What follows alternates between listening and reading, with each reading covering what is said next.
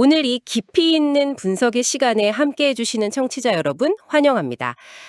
지금 제 앞에 스튜디오 화면 배경이 막 전환되었는데요.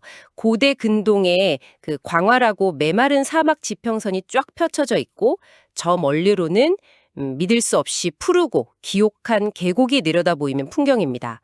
네, 화면의 시각적 전환이 오늘 다룰 텍스트의 배경을 아주 완벽하게 설명해주고 있네요. 그렇죠. 무려 40년이라는 긴 방황을 끝내고 이제 완전히 새로운 땅으로 진입하기 직전에 그 팽팽한 긴장감이 감도는 분위기입니다. 오늘 우리가 펼칠 자료는 바로 이 아득한 풍경 속에서 한 거대한 무리를 향해 울려 퍼졌던 고대 텍스트, 신명기 4장입니다. 과거의 고난과 또 미래의 불확실성이 교차하는 약간 그 아주 극적인 경계선 위에 서 있는 사람들의 모습이 바로 그려지죠. 맞습니다. 이번 분석의 핵심 미션은 명확한데요.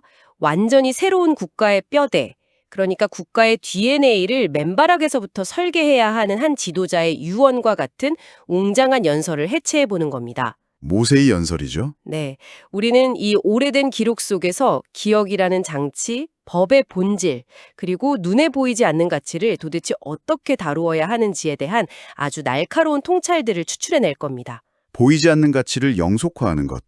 그것은 인류 문명이 탄생한 이래로 끊임없이 고민해온 가장 어려운 과제 중 하나거든요. 그래서 이쯤에서 청취자 여러분도 한번 생각해 보셨으면 하는 흥미로운 질문이 있습니다. 만약 여러분이 거대한 커뮤니티나 한 국가의 기초를 다져야 하는 리더라고 상상해 보시죠. 아주 무거운 책임감이 드는 자리네요. 그렇죠. 그 자리에서 사람들에게 눈에 보이지 않는 원칙과 가치를 어떻게 영원히 기억하고 지키게 만들 수 있을까요? 이 고대 문헌이 아주 흥미롭고 체계적인 해답을 제시합니다. 네, 이 텍스트는 그 과제에 대해 매우 급진적이면서도 실용적인 접근법을 보여주고 있습니다. 자, 그럼 텍스트의 시작인 1절부터 9절까지를 한번 파헤쳐 볼까요? 그 첫 단추를 어떻게 꿰는지 아주 단호하게 보여주거든요. 네, 아주 강력한 명령으로 시작하죠. 맞아요. 이스라엘 백성에게 주어진 법률과 규칙에 대해 어떤 것도 더하거나 빼지 말라, 즉 가감하지 말라라는 명령이 등장합니다. 절대적인 기준선을 딱 긋는 겁니다. 그게 바로 법의 무결성을 극도로 강조하는 부분입니다.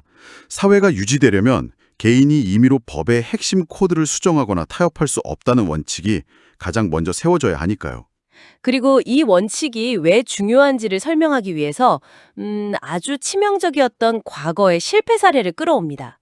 과거 바알브롤에서 벌어졌던 사건을 언급하잖아요. 네, 아주 뼈아픈 기억이죠. 궤도를 이탈했던 사람들은 철저히 파멸했고 반면에 원래의 원칙에 끝까지 붙어 있었던 사람들은 오늘까지 생존했다고 말합니다. 생존과 파멸이라는 가장 확실한 결과를 눈앞에 들이미는 거죠. 여기서 그 바알볼 사건을 잠깐 짚고 넘어갈 필요가 있는데요. 바알볼은 이방신을 모시는 아주 쾌락적이고 제의적인 축제였습니다. 시각적이고 육체적인 자극이 엄청났겠네요. 그렇죠. 눈앞의 유혹과 자극에 휩쓸려서 자신들의 핵심 DNA를 저버렸던 일종의 집단적 일탈 사건이었죠. 이 텍스트는 그 참혹한 결과를 상기시키면서 규례를 지키는 것이 단순한 통제가 아니라 생존 그 자체임을 못 박는 겁니다. 아, 단순한 통제가 아니라 생존이다. 네, 나아가서 6절을 보면 이 법을 지키는 것이 주변의 다른 모든 열국들 앞에서는 그들의 지혜와 지식으로 비출 것이라고 선언합니다. 저도 그 대목이 정말 인상적이었습니다.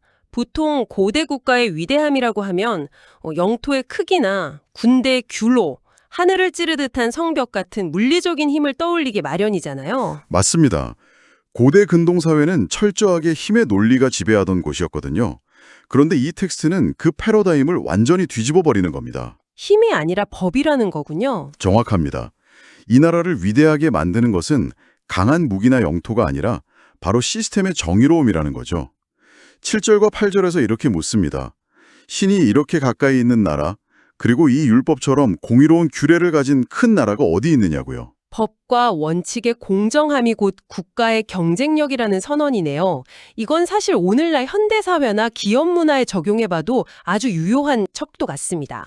시대를 초월하는 진리죠. 네, 여러분이 속한 조직이 단순히 자본의 규모나 힘의 논리가 아니라 그 시스템이 얼마나 투명하고 공정한가로 평가받고 있는지 돌아보게 만듭니다. 아주 현대적인 리더십의 원칙과도 맞닿아 있습니다. 투명하고 공의로운 시스템 자체가 조직의 가장 강력한 무기가 된다는 통찰이니까요. 자, 법이 공정해야 한다는 건 알겠는데 그럼 도대체 그 법을 어떻게 평범한 사람들의 뇌리에 영원히 박아넣을 수 있을까요? 그게 이 텍스트의 두 번째 핵심이죠. 10절부터 24절에 걸쳐서 아주 시각적인, 아니 시청각적인 압도감을 줍니다. 맞아요. 당시 백성들의 기억을 그 거대한 스펙터클 한가운데로 끌고 들어갑니다. 바로 호렙산, 흔히 신의 산으로 알려진 곳에서의 경험을 회상하는 장면인데요. 재난 영화의 한 장면 같죠? 네, 산 전체에 불이 붙어서 화염이 하늘까지 치솟고 어둠과 구름과 흑암이 덮인 그야말로 압도적인 묘사가 등장합니다. 인간이 마주할 수 있는 가장 경외스럽고 두려운 자연현상을 총동원한 겁니다. 시각과 청각을 완전히 압도함으로써 그날의 기억을 집단 무의식 속에 아주 깊게 각인시키려는 의도죠. 그런데 여기가 진짜 흥미로운 부분인데요. 텍스트가 극도로 집착하는 디테일이 하나 있습니다.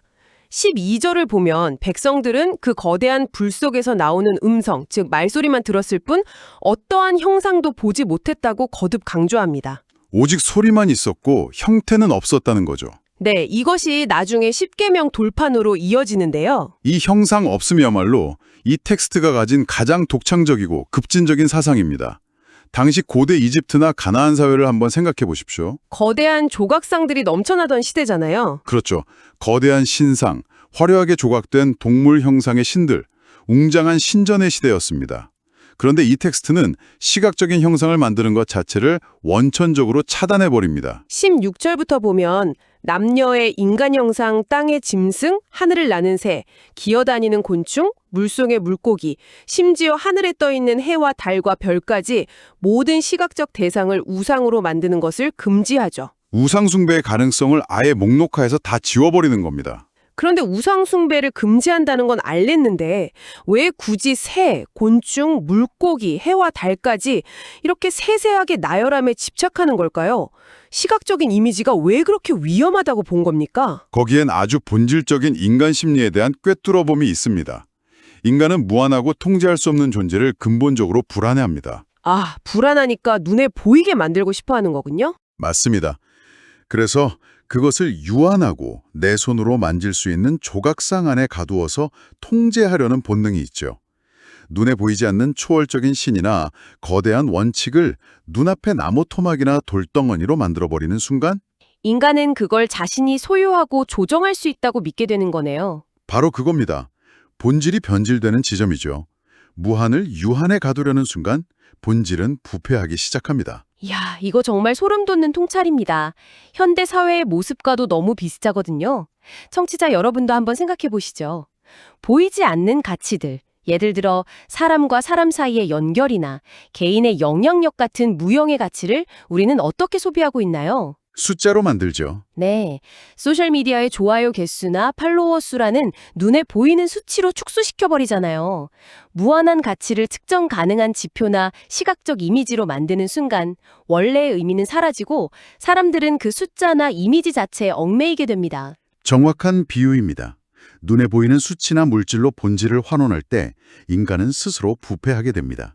그래서 이 텍스트는 이스라엘 백성이 이집트의 쇠풀무에서 구출되었다고 은유하는 겁니다. 쇠풀무라면 철을 녹이는 어마어마한 용광로를 말하는 건데 이집트에서의 노예 생활이 그만큼 극심하게 고통스러웠다는 뜻이겠죠. 고통의 강도를 의미하기도 하지만 동시에 그 끔찍한 용광로 속에서 불순물이 타버리고 완전히 새로운 형태의 백성으로 재련되어 나왔다는 것을 상징합니다. 그리고 자신들의 신을 소멸하는 불의자, 질투하는 신으로 강렬하게 묘사하죠. 불이라는 이미지가 계속 이어지네요. 소멸하는 불이라는 표현은 이들이 맺은 언약 관계가 얼마나 절대적인지 보여줍니다. 불은 생존에 필수적이지만 통제선을 넘거나 본질을 왜곡하는 순간 모든 것을 태워버리는 파괴적인 속성을 가졌다는 무서운 경고입니다. 그렇게 뜨겁고 절대적인 관계로 탄생한 국가인데 이제 25절부터 31절로 넘어가면 분위기가 아주 무겁게 가라앉습니다. 뼈대를 설계하는 이 웅장한 연설 이면에 지도자 모세의 아주 씁쓸한 개인적 비극이 깔려 있거든요. 네, 이 텍스트에서 가장 드라마틱한 부분 중 하나죠. 21절과 22절을 보면 신의 진노로 인해 모세 자신은 그토록 원하던 요단강을 건너지 못하고 이 땅에서 죽어야 한다고 덤덤하게 말합니다. 평생을 바쳐 이끌어온 리더는 약속의 땅에 들어가지 못하고 남겨진 백성들만이 그 땅을 차지하게 되는 기막힌 상황입니다. 리다의 철저한 배제와 희생이 전제되어 있는 겁니다. 하지만 여기서 더 중요한 건 모세가 자신이 들어가지 못하는 그 땅에서 살아갈 백성들의 미래를 향해 던지는 냉혹한 경고입니다. 그들이 새 땅에 정착해서 금지된 형상을 조각하고 우상을 만든다면 어떻게 될 것인가에 대한 경고죠. 네, 26절과 27절은 아주 가차없는 결과를 선고합니다. 요단을 건너 얻은 그 아름다운 땅에서 속히 망할 것이며 결국 여러 나라로 흩어지게 될 거라는 추방과 유배의 예언입니다. 힘들게 쟁취한 국가가 외부의 적이 아니라 내부의 부패로 붕괴될 거라는 선고군요. 그런데 이 추방의 묘사 중에서 28절의 내용이 정말 날카롭습니다. 그들이 쫓겨난 유배지에서 맞이하게 될 운명이 아주 기가 막힌 아이러니거든요. 어떤 아이러니를 말씀하시는 건가요? 그곳에서 사람의 손으로 만든 보지도 못하고 듣지도 못하며 먹지도 냄새 맡지도 못하는 목석의 신들을 섬기게 될 거라고 합니다. 완벽한 인과응보를 보여주는 철학적 조롱이네요. 눈에 보이지 않는 진정한 신의 음성을 거부하고 기어이 눈에 보이는 형상을 탐한 결과가 무엇인가? 결국 눈이 달려 있어도 보지 못하고 귀가 있어도 듣지 못하는 무능력한 나무와 돌덩어리의 노예가 된다는 겁니다. 자신들이 통제하려고 만들어낸 거짓 욕망의 투사체들에게 도리어 지배당하는 비참한 상태, 그것이 곧 유배의 진짜 의미라는 지적입니다. 거짓으로 만들어낸 지표에 결국 인간이 지배당하게 된다는 통찰입니다. 너무나 절망적인 시나리오인데 텍스트는 여기서 멈추지 않습니다.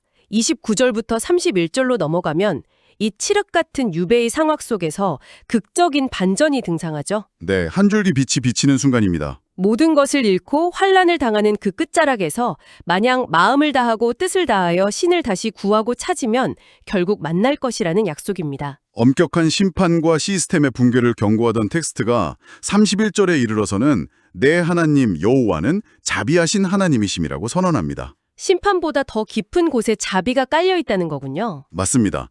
시스템이 붕괴하고 인간이 실패하더라도 신은 그들을 완전히 멸하지 않고 과거 조상들과 맺었던 언약을 잊지 않는다는 거대한 신학적 위로가 등장하는 겁니다. 텍스트의 완벽한 균형을 보여주는 대목이죠. 자, 이제 32절부터 49절로 넘어가면서 모세의 연설은 클라이맥스로 치닫습니다. 그는 청취자들에게 과거 창조의 날부터 지금까지 하늘 이 끝에서 저 끝까지 과연 이런 일이 있었느냐고 묻습니다. 자신들의 독보적인 역사를 환기시키는 거죠. 네, 불 가운데서 말하는 신의 음성을 듣고도 살아남은 국민이 있는지, 시연과 이적, 기사, 전쟁, 강한 손과 편팔로 한 민족을 통째로 이끌어낸 신이 있었는지를 되짚습니다. 거대한 창조 이야기와 우주적인 서사가 한바탕 폭풍처럼 몰아친 셈입니다. 그런데 바로 이 지점에서 이 장대한 철학적이고 역사적 연설의 결론이 아주 놀라운 도약을 보여줍니다. 배경이 갑자기 고대 도시의 법정이나 피난처의 모습으로 바뀌죠. 모세는 돌연 아주 구체적이고 실리적인 행동을 취합니다. 요단강 동쪽의 세 개의 도피성을 구별하여 세우는 겁니다. 베살, 길르앗 나못, 바산 골란. 네, 이름까지 아주 구체적으로 명시합니다. 솔직히 저는 처음 이 부분을 읽었을 때 하늘이 어쩌고 창조가 어쩌고 하다가 갑자기 행정구역을 지정하길래 맥락이 뚝 끊기는 기분이 들었거든요. 충분히 그렇게 느낄 수 있습니다. 이 세 개의 도피성은 구체적으로 어떤 역할을 하는 곳입니까? 도피성은 부지 중에 오살한 자, 즉 아무런 원한 없이 단순 사고나 실수로 사람을 죽이게 된 가해자의 생명을 보존하기 위한 일종의 합법적 피난처입니다. 고의성이 없는 억울한 사람을 위한 곳이군요. 고대 사회는 철저한 피해 복수가 지배하던 시대였습니다. 가족이 죽으면 남은 가족이 가해자를 찾아가 죽이는 악순환이 당연시되었죠. 도피성은 그 맹목적인 복수의 연쇄를 끊어내고 억울한 생명을 시스템으로 보호하기 위한 장치였습니다. 단순히 지도를 그리는 게 아니라 새로운 사법 시스템, 실질적인 사회적 안전망의 첫 단추를 끼우는 거였네요. 그렇습니다. 천지창조, 불 속의 음성, 이집트 제국의 붕괴라는 그 거대하고 고차원적인 신의 법칙들이 결론에 이르러서는 억울한 생명 하나를 보호하는 구체적인 제도로 사뿐히 착지하는 것입니다. 와, 이건 정말 경이롭습니다. 아무리 웅장한 신학이나 이데올로기라도 결국 약자를 보호하는 실질적인 제도로 구현되지 않으면 의미가 없다는 거잖아요. 가장 거대한 완칙이 가장 작은 자를 위한 법으로 완성되는 완벽한 구조입니다. 그리고 이 4장의 마무리를 보면 이 모든 연설과 율법이 선포된 장소의 디테일이 아주 촘촘하게 나열됩니다. 아모리 족속의 왕 시혼을 쳐부순 헤스본 땅, 바산 왕 오겟 땅, 아르논 골짜기의 아로엘부터 시온산, 그리고 아라바 바다까지 수많은 구체적인 지리가 쏟아집니다. 사실감을 더하는 장치죠. 네, 왜 이렇게 복잡한 지도를 그리듯 설명했을까 생각해보면 이 웅장한 법과 철학이 결코 구름 위에 떠있는 신화가 아니라 그들이 직접 땀 흘리고 피 흘리며 밟고 서 있는 현실의 흙바닥이라는 걸 상기시키려는 의도 같습니다. 철저하게 현실 세계의 좌표 위에 닻을 내리면서 이 거대한 연설이 마무리되는 것입니다. 자, 이제 오늘의 심층 탐구 시간을 슬슬 마무리할 시간입니다. 오늘 우리는 새로운 사회의 뼈대를 세우는 강력한 고대 텍스트를 해체해보았습니다. 타협할 수 없는 무결성을 지켜야 하는 법, 무한을 유한에 가두려는 시각적 우상의 치명적인 유혹, 인광보의 심판과 그보다 깊은 자비, 그리고 거대한 신학이 도피성이라는 실질적 제도로 구현되는 과정까지 모두 목격했습니다. 정말 밀도 높은 텍스트였습니다. 맞습니다. 그래서 마지막으로 청취자 여러분이 일상으로 돌아가 조용히 사색해볼 만한 도발적인 질문을 하나 꺼내놓고 싶습니다. 아까 25절에서 모세가 던졌던 경고 기억하십니까? 네가 그 땅에서 아들을 낳고 손자를 얻으며 오래 살 때 만일 스스로 부패하여 오래 살 때 이게 핵심이죠. 네, 흥미롭지 않습니까? 타락과 붕괴의 위험은 그들이 광야에서 배고프고 춥고 고통받을 때 찾아오는 것이 아니었습니다. 고난의 시기에는 오히려 생존이라는 명확한 목표 아래 원칙이 단단해집니다. 진짜 위기는 그들이 천신만고 끝에 목적지에 도달해서 안락하게 오래 살 때 바로 그 편안함 속에서 시작된다는 아주 예리한 통찰입니다. 바로 그겁니다. 여러분의 삶이나 여러분이 속한 조직을 한번 돌아보십시오. 우리가 애써 세워둔 가장 중요한 원칙이나 소중하게 품었던 보이지 않는 가치들이 속절없이 흔들리는 순간은 과연 언제입니까? 우리가 실패의 구덩이에서 치열하게 고난과 싸우고 있을 때일까요? 아니면 마침내 우리가 그토록 원하던 성공과 안정을 손에 쥐고 긴장이 풀렸을 때일까요? 많은 것을 생각하게 만드는 질문이네요. 편안함과 안락함이 어떻게 우리의 낯선 기억을 지워버리고 본질을 잊은 채 우리만의 허망한 우상을 깎아 만들게 하는지 오늘 하루 일상 속에서 조용히 생각해 보시길 바랍니다. 오늘 저희가 준비한 깊이 있는 분석은 여기까지입니다.